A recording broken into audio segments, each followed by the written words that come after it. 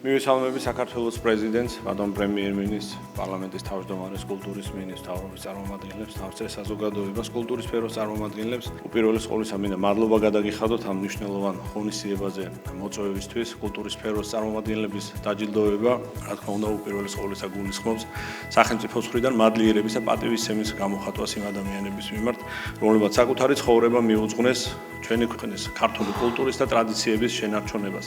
აჭარა ყოველთვის იყო და არის ქართული კულტურის ერთ-ერთი განსაკუთრებული და გამორჩეული კერა. მე ვარ ამაყი, რომ ჩვენს რეგიონში მოღვაწეობენ ადამიანები, რომლებიც არა მხოლოდ ღირსეულად წარმოადგენენ ჩვენს კუთხეს, არამედ ისინი თავიანთ შემოქმედებით ყოველდღიურად ამდიდრებენ ქვეყანაში კულტურულ ცხოვრებას. მე მინდა განსაკუთრებული მადლობა გადაუხადო მათ ამ ღვაწლისთვის, თავდაუზოგავი შრომისთვის და ამ ღირებულებების მომავალი თაობისთვის გადაცემისთვის. ჩვენ რა თქმა უნდა კვლავ გავაგრძელებთ ცენტრალურ მთავრობასთან ერთად ქართული კულტურის მხარდაჭერას და გაძლიერებას. დიდი მადლობა.